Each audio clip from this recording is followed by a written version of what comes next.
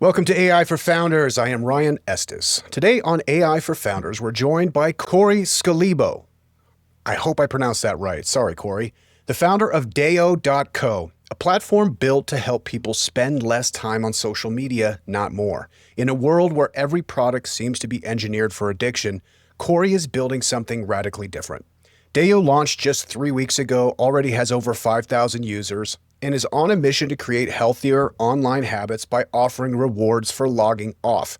With a background in culture and tech and early recognition from the Oregon Tech Awards, Corey's vision is gaining traction fast. If you're curious about rethinking your relationship with screens and how AI might help, this one's for you. This episode is brought to you by Kitcaster, the podcast booking agency that's trusted by over 800 funded startup founders, entrepreneurs with exits, and executives. If you're a founder looking to grow your personal brand, connect with new audiences, and actually drive results from podcast appearances, Kitcaster can help. Kitcaster schedules interviews on podcasts your customers already listen to, with messaging tailored to what makes you stand out. Want to see how it works? Visit kitcaster.com and apply to launch your podcast tour today. Shining stars, computer light. Take the flight. And we're rolling. What's up, Corey? Thanks for coming on the show. Thanks for having me. It's a great, what is it, Wednesday today? Yeah, I don't know. It all blends together at some point. Yeah. We don't have normal lives ever again since COVID, so I never know what day it is. But yeah, happy Wednesday, everybody. Happy Wednesday indeed. I can't wait to talk about Dayo, especially you guys are 3 weeks after launch. So this is a great time to learn about your company and kind of the stage that you're in right now. Before we do though, I've heard you say that Dayo is capitalism for good. Now, this show largely covers AI topics. How do you feel that AI incorporates or attempts, or do you think it does, capitalism for good? I mean, AI doesn't inherently have to do anything, right? It could be capitalism for AI is what we put into it, right? It's the guardrails we put around it. Do I think we're going to pull off capitalism for good in our current race for AI? Probably not. I'm guessing that the way things are going, I don't have a lot of faith that it's not going to be hijacked in the way that previous technologies have been hijacked. And my comparison would be social media, right? Which is a very different technology, but social media doesn't have to be inherently negative. In fact, the American Psychological Association would tell you 30 minutes a day is net positive, right? And that's why we built our app around that. But Dayo, but we've used it for negative extractive purposes. We've used it to mine as much attention as we possibly can out of the human brain and sell it to the highest bidder. So AI doesn't have to inherently be negative in this context, but I think it will probably be somewhat extractive and somewhat exploitative pretty soon. It always will, right? It's like any tool can be a weapon. It depends on how you hold it. Yes, and this one is a nuclear bomb, so it really depends on how you hold it.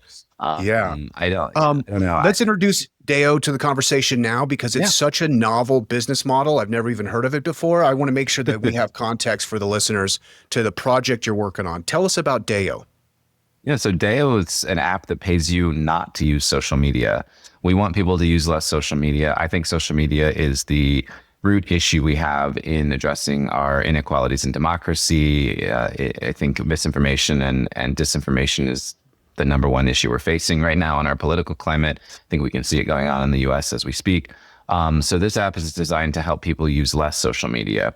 And we thought the one thing that people have never tried is really rewarding people for not using social media. Now, there are apps that'll give you like a triple diamond score, and Apple can track your social media use and your screen time and tell you what's up. But would you stop if someone literally gave you money is the thesis of it. And so we try to figure out how to do that because we've seen there's a lot of science and psychology around incentivization for behavior. In fact, there's an app called Sweatcoin that does very similar to what we're doing, but for steps. Every step you take, you get points in this marketplace, and so on. But what we wanted to do was essentially reward you for doing a non-action, which is kind of novel, right? Because you're not taking the action, you're getting the reward for it. So the way we figured it out is we put together a marketplace. We brought in hundreds of brand partners.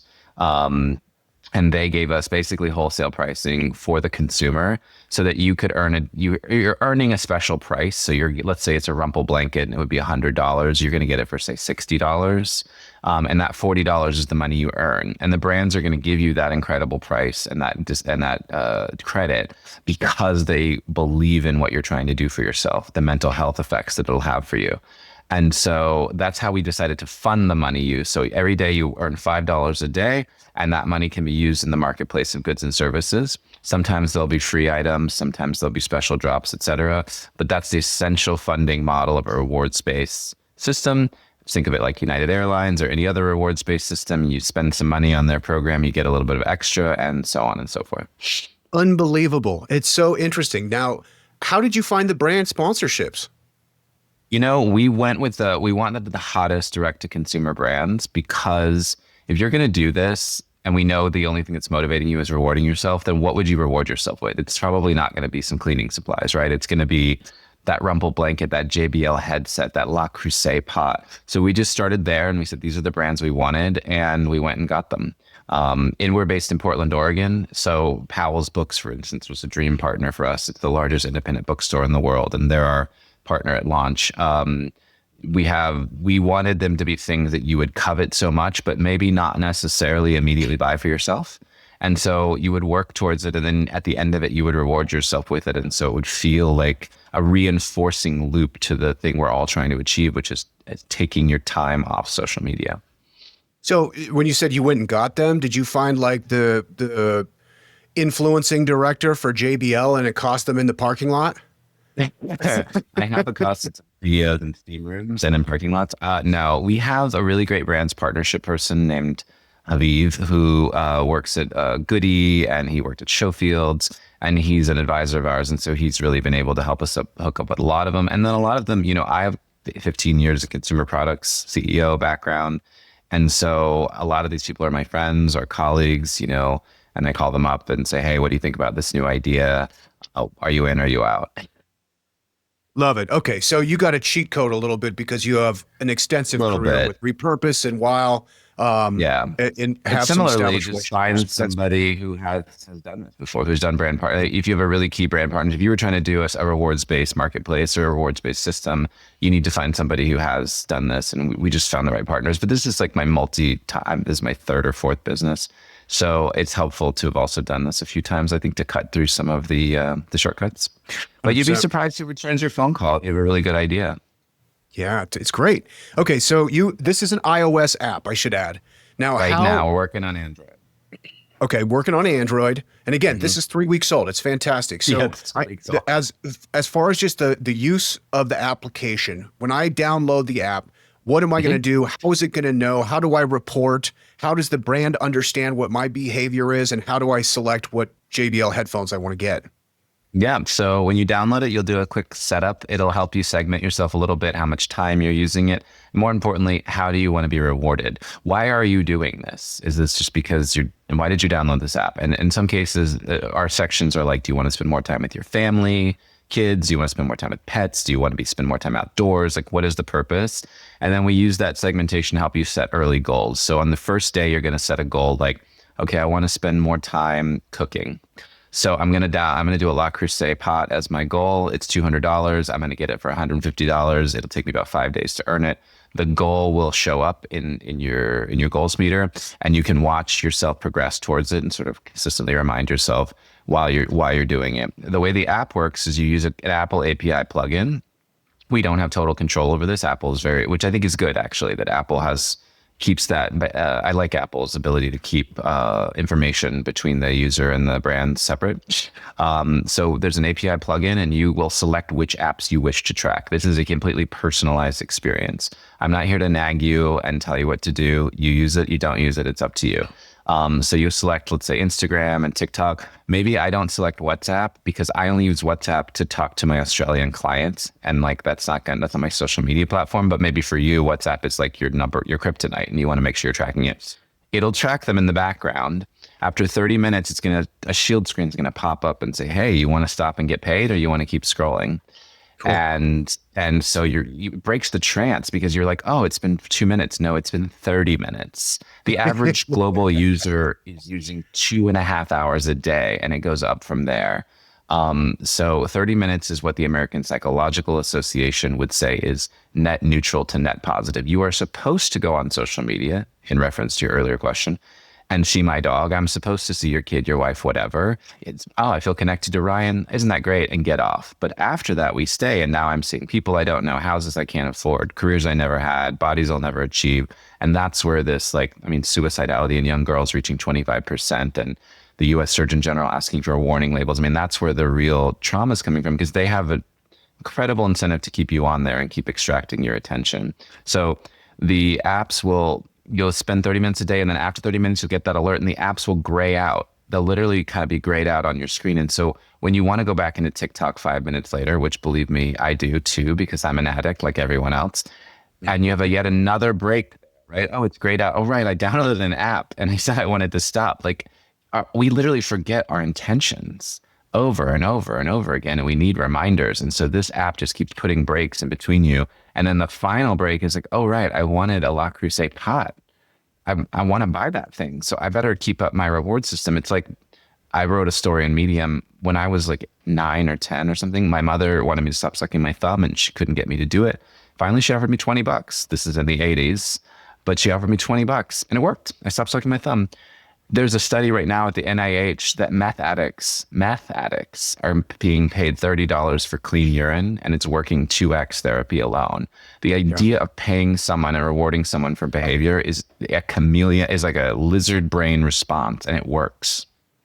100%. Some of the rewards, like you mentioned, Le Creuset. Now we're talking. I'm in Colorado. You've got Patagonia and Yeti on there. So and now you're talking. Okay. Yeah, you're an outdoor guy. I mean, outdoors an obvious one. Oh, go ahead. Sorry. No, please go. Corey, when I was doing research on you, one thing I was really captivated by is you have this very interesting tension and conflict. So one thing I saw you speak about was it's the importance of not demonizing social media. So the tension I'm seeing is that you're like, hey man, I'm not saying anything's wrong with social media, but I'm saying there's a lot wrong with social media. How does this kind of harmonize in the product, and how does it kind of harmonize in your own head? Well, I think one of the main things is I think the idea that we're going to get rid of social media is not practical. I don't think it's realistic. And then you think the reason why we would say this net positivity that the American Psychological Association would recommend is because there is a value to me feeling connected to you. There is a tension there. You're right. I do want to know what Ryan did yesterday. I do want to know if his kid's birthday party went well or whatever. I knew it was happening and I saw the photos. Oh, I haven't seen them in a while, but I kind of feel connected to them.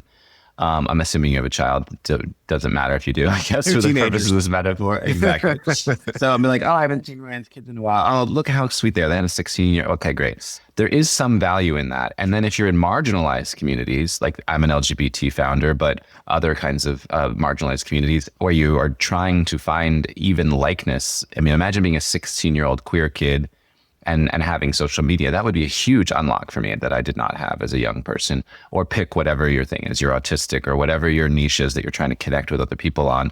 That's incredibly important. So, and then in addition, I think it's too prevalent to think of stopping it for the majority of people. So it'd be like fighting against the idea of the combustible engine right now. Yes, we need to get off oil, but we're not going to get off oil tomorrow. And even if we do a solar panel over here, we're still going to need to burn some oil. Also, I don't think brands are going to abandon their digital advertising, even though they're participating in an incredibly extractive and potentially destructive system. So it's a reasonable approach. And Dayo is a reasonable application. Hey, you want to use a little bit less? You want to get rewarded for it? Let me help you. You don't do so well today? Log in tomorrow. Try again. See what happens. And I'm not offering you, I'm not offering you absolution. I'm not offering you peace of mind. This isn't an app that says get off and then go over here and meditate. I don't know what you're going to do with that time. It's your time. I don't have an opinion on that. So we're a very reasonable, practical brand because I think that is the approach to social media. I think demonizing it altogether and telling you to get off it entirely won't work. It's like telling people not to have sex or do drugs. You're going to try drugs. So if you're going to try drugs, here's what you need to know. The human brain stops forming at 25 or things like that. That's how I approach young people now, not telling them these horror stories of like, you know, Spider-Man on the wall. Whenever they tried to scare us with crazy like LSD stories and drug training in high school, I say, hey, your brain stops forming at 25. So just so you know, if you want to wait till you're 25, might be a good idea because, you know, really reasonable approaches. I think that's what Dayo is all about. And I think you've seen what I call throwing the baby out with the bathwater. I don't know if you ever saw that company, a bunch of Apple guys. They built a lapel pin that projected the phone into your hand. They raised like $1 billion. Yeah. And nobody used it. They've already failed. They've already sold the IP to Samsung. No one is going to leave their smartphone for a projection. I just think that is throwing the baby out with the bathwater. No one's going to leave social media altogether. What they want is to use social media reasonably, responsibly, and healthy. And I think social media should be treated like eating or sex or drinking or anything else that can add value, but in too much, it will distract from your life. You know, Corey, what I like about you is you have a very reasonable and mature standpoint on things that are usually sensationalized, especially if we're talking about sex, we're talking about drugs, we're talking about social media. These are things that like you get the flashes about, oh my God, social media is rotting our brain. And you're not saying that. And I really appreciate that because it kind of mirrors kind of my approach with my own kids. When my daughter was 5 years old, she was like, Dad, when can I have a phone? I was like, I don't know, 8. And from that day on, she was counting down. And then it was like a year later, and my wife is like, hey, did you tell our daughter that she's going to have a phone when I said, yeah. They're like, well, she's going to expect that. I was like, oh, dang, is that too early? And people are like, I don't let my kids to have a phone till they're 15 and all this information. So she's 8 years old. I take the phone, I put it in her hand. I'm like, sweetheart, everything in the world is on this phone and I cannot police it for you. I was like, stay a kid as long as you can, okay? Use it responsibly. I said that to both my kids and never checked it. Never checked a text message, never checked their search history. Their phone, as far as I'm concerned, is like their own private property, you know what I mean? And I respect their privacy and they've never had a problem with it. I mean, they're on social media like every other kid or whatever. And to the effect, like probably about a year ago, I got on TikTok and a couple of months in, I was like, dang, all it was showing me was like vintage NFL and NBA and MLB highlights. I'm like, dude, this is the best app of all time. It's just giving me this great sports content. And I was kind of confused, you know, because like Instagram, I had to get out of there. Facebook, I had to get out of there. Twitter, I had to get out of there because I'm like, dude, this is just poisoning my mind. I felt that way. Yeah. TikTok was cool. And I went to my daughter and I was like, hey, dude, TikTok's pretty sick. And she was like, Dad, I could spend a whole day on TikTok and feel like it was a good day. It's like true. The one thing I'll say, I agree. The one thing I'll say about TikTok is that it does affect your attention span. So while I don't know that it's toxic, they can prove that it affects your ability to focus. So that's, but the struggle I have with TikTok too is like, is it entertainment or is it social media? I'm not connected to anyone on TikTok. I don't know even how to talk to people on TikTok. Like, man, I know because I understand the platform, but like, I don't like grab my friends and be like, follow me on TikTok. I just go and watch what I want to watch. So to me, I use it, to your point, much more like Netflix, right? Which I'm like watching things. The only thing is the caveat I have is that short formness, that quickness creates an expectation of attention span movement that does have an effect on the way we read and things. And you can watch declination and reading, but you know, again, so does everything you do. If you get in a car, there is risk. If you get in a plane, there is risk. You know, it's risk reward, right? Risk reward. That's how life is. And so we're offering you rewards. We're telling you about the risks and we're helping you hopefully stay in balance. 100%. And I think it's a different app for different people. You know, with my kids, dude, like watching their Snapchat alerts on their phone, it pushes me over the top. It is like every 5 seconds. It's unreal. Like what these kids are doing on Snapchat. So, well, but and they seem to manage. Socialize, and which is, you know, you either say this is a psychological crisis that kids are communicating over social media. I feel more on the side that this is a problem for them and that will create social issues for them and they are having trouble communicating with each other. I would err more on there's a problem. But, or you could say, which I don't necessarily agree with, but like, okay, this is just where we're headed. This is how they do it. They now play video games together, but in separate houses as opposed to in the same house, right? And they talk to each other all night, but they just not I was on the phone all night, right? And they're on their Instagram or on their text messages all night. So is there a massive difference? I don't know. I'm not here to judge people. I think so, but maybe for some kids there isn't. And maybe it's just the way their brains are going to be programmed as they grow forward. These kids are going to have a very different childhood than I had. So, Yeah. and also I have no idea. Yeah, and maybe it's just like an extra incentive for them to not procrastinate because they're on Snapchat when they should be doing their homework. Yes, Now, exactly. one thing I want to ask you about, you've expressed desire to create visibility for underserved communities. So how Yeah. does Dayo basically serve, or actually, this is the question I'd like to ask. How Yeah. does social media, the negative effects, disproportionately affect underserved demographics? Well, I think I'll speak for the community I'm in, I guess the LGBTQ community. I think that the ability to either not see yourself represented, well, let me start with the ability to see yourself represented in social media is huge. So if you are somebody like an LGBT person and you haven't been able to find other people in your community because you live in a small town or something, the fact that you can log on and there's this normalization of all these people, like, this is my community, this is how I live, this is, and now I'm cooking or now I'm gardening. It has nothing to do with the content around that. That normalization, I think, it reminds me of being a gay kid in the 80s and the 90s, or really the 90s, and driving to every Blockbuster in town because they had a different VHS copy of a queer Sundance movie that I just had never seen, where I could see a gay person in a film, right? And like I would go, I knew where every single Blockbuster was in all of them because they all had different stock and there was no computers. So like, oh, I think it's over here, like just drive around and see what you can find. So imagine then being able to open that up. And then, I was think of all the different communities for that effect. So I think that really helps serve underserved communities. The negative effects, of course, are that those communities can obviously be, I don't like the word bullied, but like attacked or verbally assaulted or whatever you want to. Those are all strong words. Harassed online, and I think that the openness of that then invites the ability to face criticism from the community in an anonymous format. Something that no one would ever say to you in your face, they'll say to you online, and so that can be some of the negative aspects. So I think underserved communities with Dayo can find products and services that sort of fit their needs. For instance, we started with Portland as a location. You can just shop Portland-based brands. So we're going to be serving Portland-based companies, LGBT founders there. We'll have women's-owned brands, Black-owned brands. So we can actually segment that out and create visibility for products and services for underserved communities. I think that's how Dayo will most do that. And then the rest of it will be trying to regulate the negative harms that happen to some of these communities. Yeah. Yeah, it's interesting. I mean, it's kind of like our opening conversation about AI. Is it going to be good? Is it going to be bad? It's like, well, at the margins, it's going to be very good and very bad. And then it just kind of fills in the middle.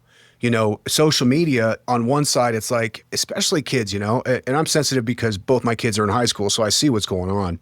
It's still, although as far as we've come in 2025, it's still really hard for gay kids in high school, and probably always will be because they're so vastly outnumbered. So there's not, I don't want to say bullying either, but there's whatever happens online between classmates. But the other side of that is there is this whole world, they call it like Black Twitter. If you tap into Black Twitter, it's like its whole thing. And I don't know if there's a gay Twitter, but I know there's a gay Instagram. And I know that because my wife was showing me her feed and it was like all these beautiful men with their shirt off that were cooking and actually had some great recipes. And I was like, sweetheart, I think Instagram thinks you're a gay guy. Yeah. They like the straight women also love gay men. That's the Venn diagram. There's a niche for everything. Yeah. Yeah. And it can be supportive is kind of my point is that for underserved communities, they can find support there. And so it does become like, okay, like anything, I suppose, maybe that first thing I said, every tool can be a weapon depending on how you hold it. So, what's really cool about Dayo too is that it differentiates. So for me, I don't have a problem with social media because like you, I just think that TikTok is basically like Netflix to me. I could just catch up on sports, but Reddit is the one that I get lost in. There's your one. Yeah. So it's like, so that's the one you need to check. Yeah. So you put Dayo on Reddit. So I know at 30 minutes it grays out. I'm like, okay, cool. I'm going to go move over to Hacker News. I mean, I'm not going to get off my phone, obviously, if if I'm just like, have phone time or screen time at the end of the day or whatever. It's like, no, but this is just a reminder to myself that I was going to go to Hacker News and read some articles as opposed to, just sit here on Reddit all the time and click rage bait, Yeah. Well, that's the thing about rage bait. Like they want to keep sending, because you're on, they want to keep you on. And so they're going to keep escalating it. I think maybe you're using it reasonably, but young kids like report, Scott Galloway talks about this all the time. Like young men are waking up in the morning watching car crashes on TikTok. Like why is TikTok serving them car crashes? Why is, for me, it's probably politics and things that really get me worked up. And so the algorithm doesn't have to do it. That's the thing. Blue Sky is so interesting because they created this open source algorithm. You can take the people with you when you go, and you can choose to see a feed, or you can choose to just see who you follow. They took that away from you at Instagram. They took that away from you at Facebook because they can't make money off of that. But really, the original intention was like, I'm friends with Ryan. I want to see what Ryan's doing, and Ryan wants to see what Corey's doing. That was the original point. They've just stolen it from us and taken the consumer out of the center of it, because you are not the consumer. You are the product. The advertisers are the consumer. Meta is in the business of advertisers. You are just the widgets that they feed them through the machine. They have no interest in you. Otherwise, they would make the product experience better for you. They would make it for you. They're making it better for advertisers. And that's what I think people are fed up with, and the wave that we're riding, and why you see Blue Sky and apps like Neptune. And I don't know if they'll succeed, but there's other ways to do it. It doesn't have to be this way. Yeah, I love it, man. Dayo, how do you get paid? So everybody's getting a $5 discount. The manufacturers have discounted a wholesale to encourage that. Totally get it there. How do you get paid?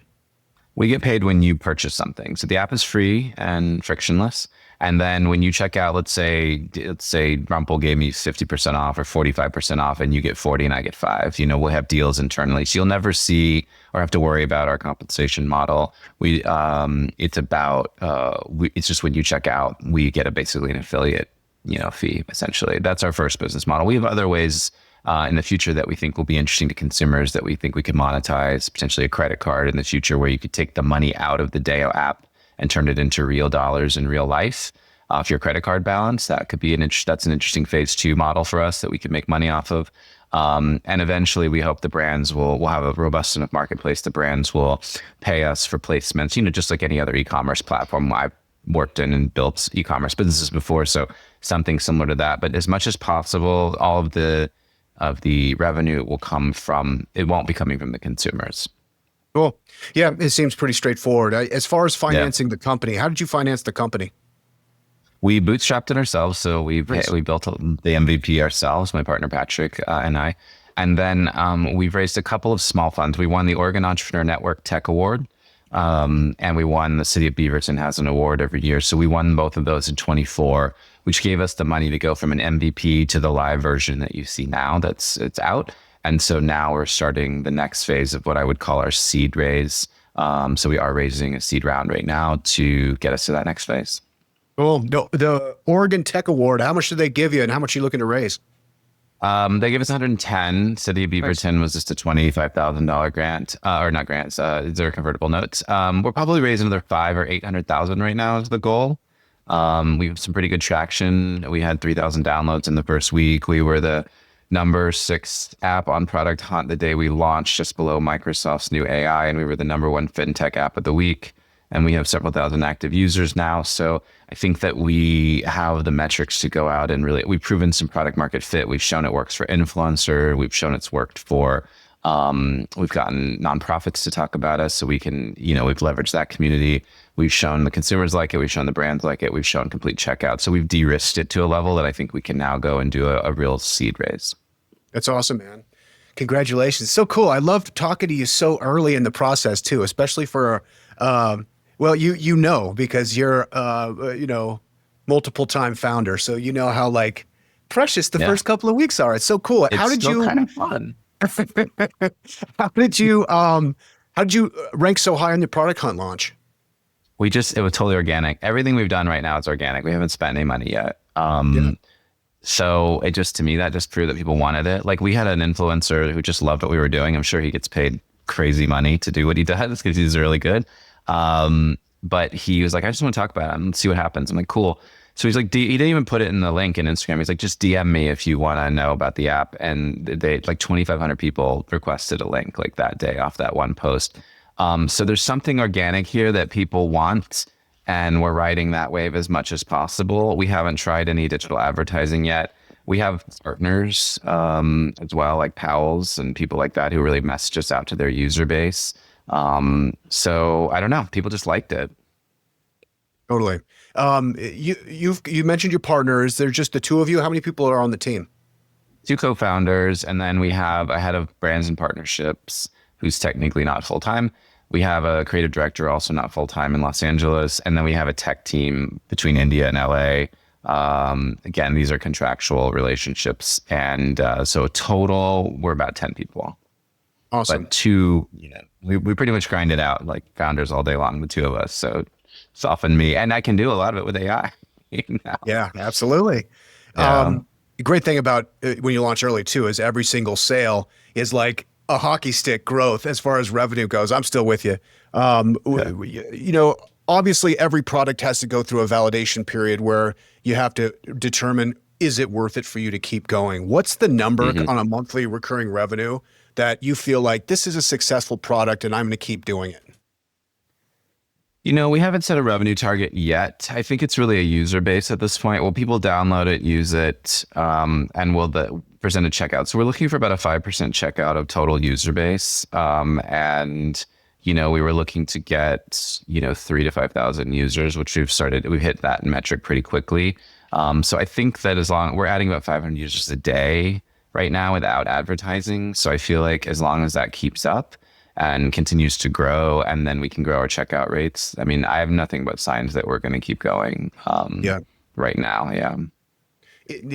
I mean, that $1 million run rate is just a great benchmark. Is it fair to say that would be it? Or, I mean, if you start doing, 10,000 a month, what's the kind of light bulb moment for you?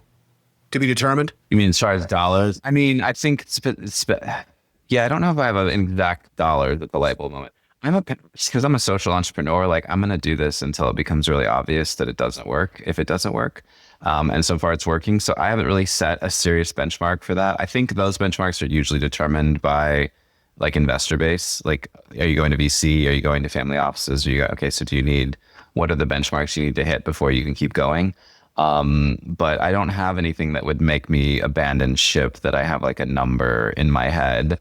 Our revenue model is going to be a little bit of an uptick, right? Because I need people to use the app for a while and then earn some money and then check out. So we're always going to be a couple weeks behind that. So I think the fact that we've had so many purchases already is a good sign. I don't have a specific number.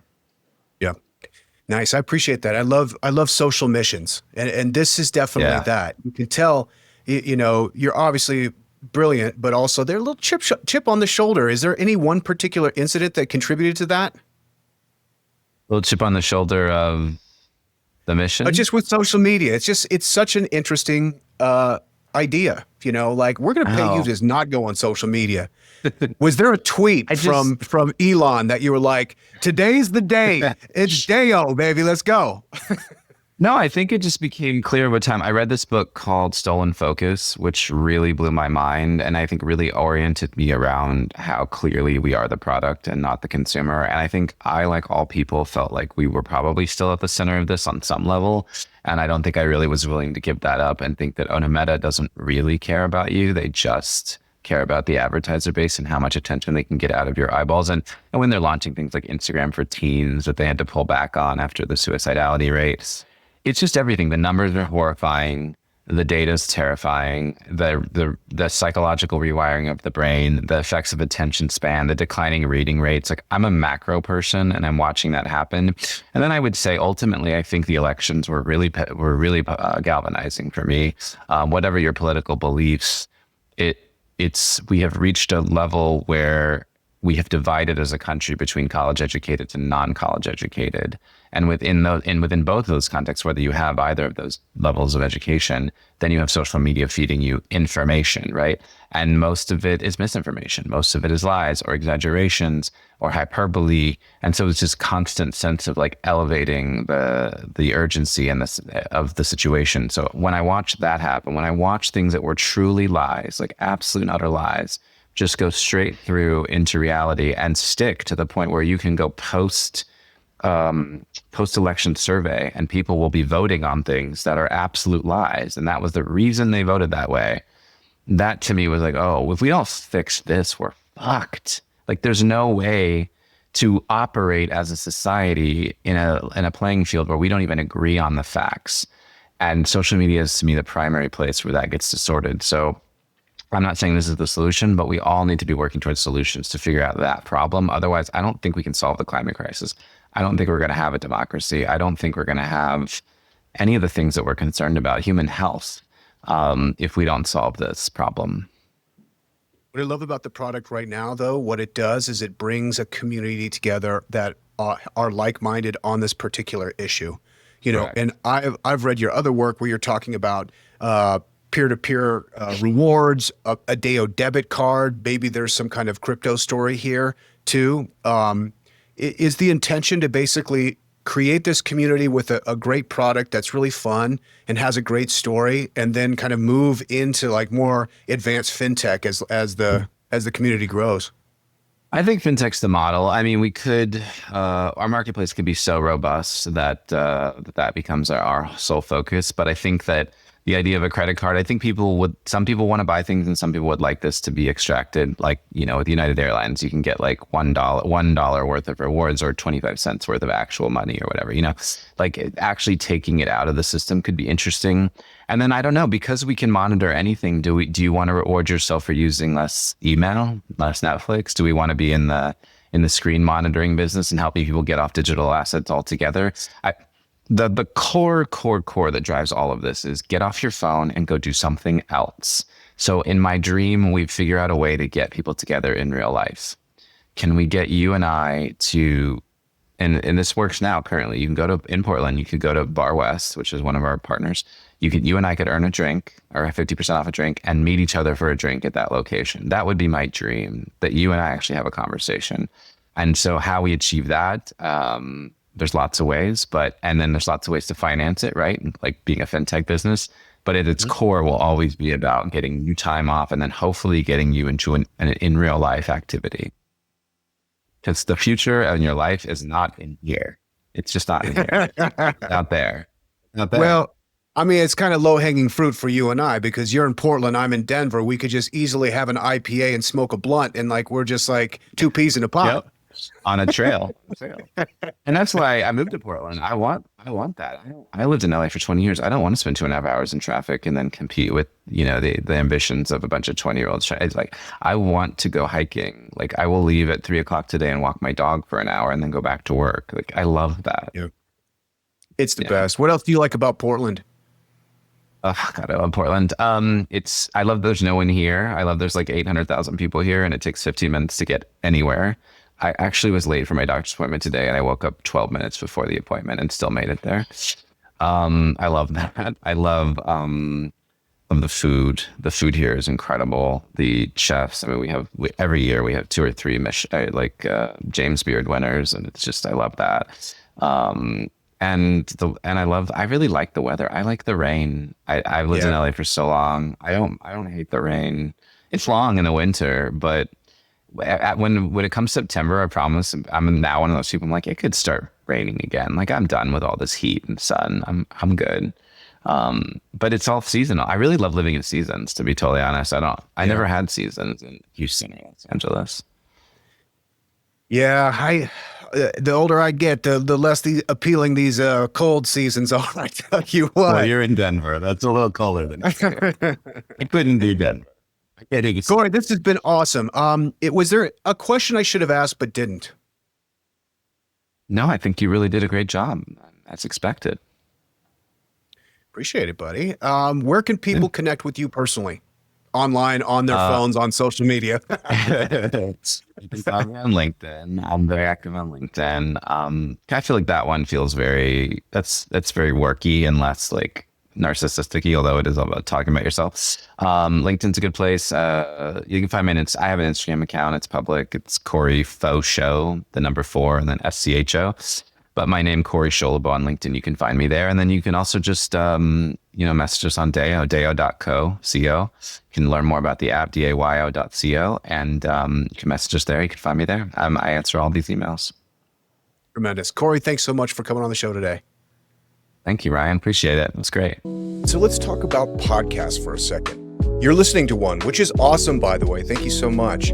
But have you ever thought about being a guest on a podcast? Like seriously, imagine sharing your story and your expertise and your business all on shows where your ideal customers are already listening. Kitcaster connects founders and entrepreneurs, professionals with podcasts that actually make sense for their brand. No pitching, no guessing. You just have great conversations on great shows. And the best part, Kitcaster handles everything. You just show up and bring your A game, Kitcaster does the rest. This is hands down one of the easiest ways to grow your personal brand and just create a wellspring of content for short video, for blog posts, for speaking engagements, for whatever. So if you've been thinking, yeah, I really need to step up my content game, go to kitcaster.com and apply today. Now back to the show.